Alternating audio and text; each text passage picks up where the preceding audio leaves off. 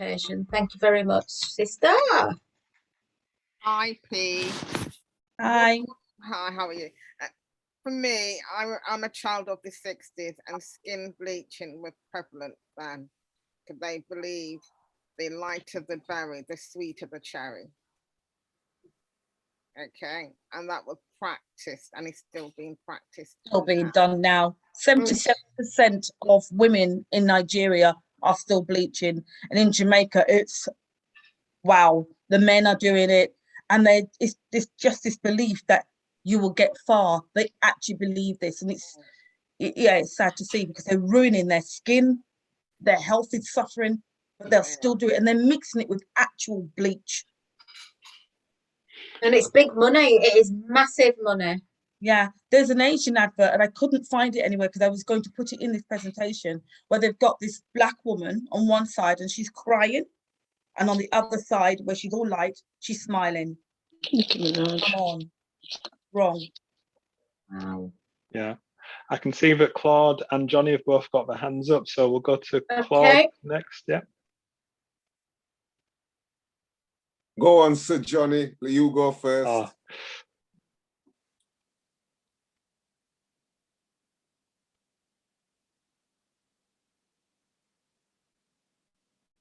Might have to unmute him, Mark. Yeah, I'll certainly try. Do you want? Yeah, go on. Can you hear me now? Yeah, loud and clear. Yeah, we can hear you. You can hear me now. Right. Thanks for your project. I think it was very interesting. But I think something else happened long before that. We were demoralized long before the 400 years ago when the Europeans went to America and enslaved the Africans. We talk about slavery, and we said, and that's the way they tell us, that slavery is only about black. Slavery was there thousands of years before the European takes the Africans to slavery. You mentioned the Nubians. Just this week in the paper, there has been a project on there where they found the oldest mummifying person on earth. It was a young boy, I think he was 3 years old, and that was done over 6,000 years ago, long before the Egyptian does it. And they found that skeleton, that mummy, in the Sahara Desert. And that was when the Sahara was a sea, and people used to live in the Sahara. And he was black. And just, I don't want to go, I'm doing a lecture, so I'm just trying to say that how we suddenly, because we were brainwashed to think that it's only 400 years ago when this is happening. Jesus is supposed to have been born in Jerusalem. Jerusalem is in Africa.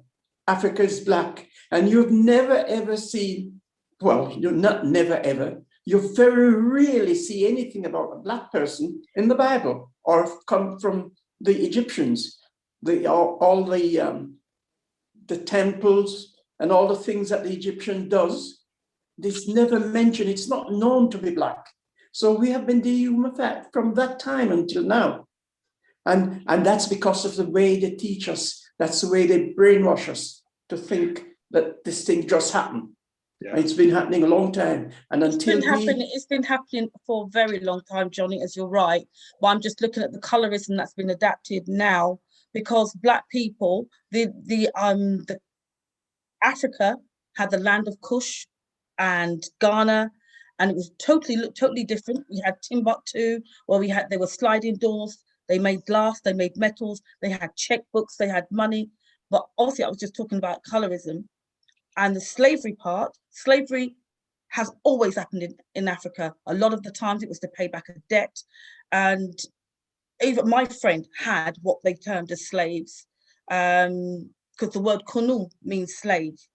And they were, if you owed somebody some money or you did something wrong, you'd have to go and work until that debt was paid off. So slavery has always happened.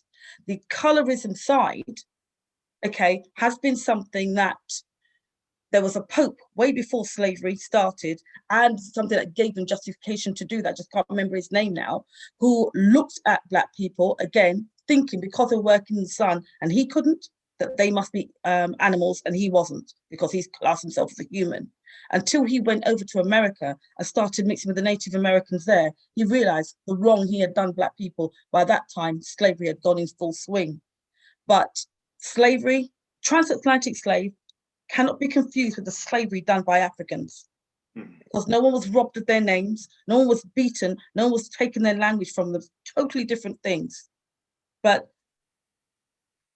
one day, if you want, I can do a presentation on Africa before, the kings and queens, and how the land was before, and the maps of how Africa changed before the scramble for Africa, which might be an interesting one. And hopefully I can bring Brother Ibrima, who is an amazing teacher of all of that. But yeah, you have made some good points, Johnny. Yeah. That would be really good. Thanks. Oh, sorry. All I was trying to say that they brainwashed us to think that slavery is this bad thing. Yes, it was bad. It was demoralized. It was really bad. But the Romans slaved all the Europeans, most of the Europeans, all the English, the Spanish, the Irish, all the people in Europe was enslaved by the Romans. But they forget all about that, and they make slavery becomes just an African American thing, which the Americans who were Europeans, they are the ones who slaved us. And we can change. We've got to change. We've got to unbrainwashed. I won't use Bob Marley's word, but we need to, and we have the chance to do it now. And this, I think, is one of the way that we started. Everything started from a small, medium thing. It's Thanks, like, Johnny. yes. Okay, Claude. Yeah. Thank you. Is it Pe? Hey. Hey. Thanks for I that. was called Sweet Pea as a child. So I got to my adolescence, the sweet dropped off. There you go. And she's still Sweet Pea. Quickly, No, you know. I was going to say thanks for that presentation, and I was going to say, and I'm glad that you've done it, because I think what Johnny's talking about, if we keep going back and keep going back and keep going back, we lose the situation that we're dealing with now, and how Black people have been kept down, you know, with colorism, because I think it is an important thing. The only thing I missed out in your presentation was that slave masters used to rape women, and the children that they had that were of mixed gender, right, became that kind of group in between. So it's you know, the lightness to darkness has become an issue, because the slave masters' overseers' children would be that line. So the slave master would accept it was his child, so he would make sure they were looked after, but they still had to live out in the field. And it was just that I didn't see that I purposely didn't use the word rape. Well, again, I hear what you're saying, but I think it's an important thing when we look at how this generation was in principle created as a buffer line. So yeah, it was really impressive, and I think that it's quite funny, because I find in life that some of us are in that middle light to dark. There's, like, for example, myself, I find myself, I'm not light and I'm not that dark. There's people that are darker than me, and there's people that are lighter than me naturally. So when you're in that middle kind of bastion, you hear the stories from the both sides. You know, you hear that. I remember when we was young, and your parents, your mother would say, you know, what you bringing that dark girl come home for? You know, she'd want you to bring a light person. You know, it was almost like I kind of put it down to. I often say there was slavery, then there was colonialism, then there was racism, and they're all part of the same situation. You know, that people are judged by color. Even in Europe, just to add a bit to what Johnny said, the Spanish, the British and the Spanish have different kind of colorisms. So there is a light to darkness kind of spectrum world that we live in, and many people don't appreciate it until too late. So it's really good about that presentation. Thank you for that. Yeah, thank you. There's- I didn't want to use the Thanks, word rape. Claude. Yeah, I didn't want to use the word rape because I just don't like the word. That's why I said I'm I using my hear you. words very carefully. I hear you. I I do noticed. know what you mean about my eldest daughter. Her dad actually said to me, I'm not with him now, so I can slag him off. So, and he actually said to me that I was lucky that he was with me because he wouldn't go any darker than me. Exactly. Not work out, folks. And some mothers, when we were growing up, if we're honest, some mothers put that into the heads of guys. You get what I'm saying? And that is part of the reason why some guys ended up not checking black women, because their mothers had instilled in them that don't be bringing no dark woman home, because dark people have dark children and they want their children to be, their grandchildren to be lighter children. Wow. So one of the most classic cases of this colorism is Michael Jackson, and I can see Corinne asked, is there questions to ask about Michael Jackson and the effect that he clearly didn't feel comfortable in black skin, but is that based on the people that he was around, or was it what he was educated to think like? Can I come in on that quickly before Absolutely. I go? Mm-hmm. I think Michael Jackson took the system, he took it on 100%, and he went from one side to the other because he was in that position, he could do it. And, you know, and they accepted it.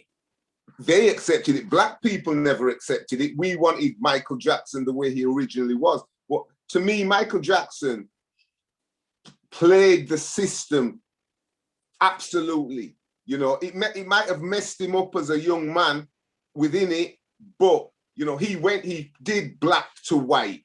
You know, he says, look, I can do this. I'm Peter Pan. So I think for me, Michael Jackson was just, his music was one thing, but I think his life and how he impacted on people's thought patterns, right?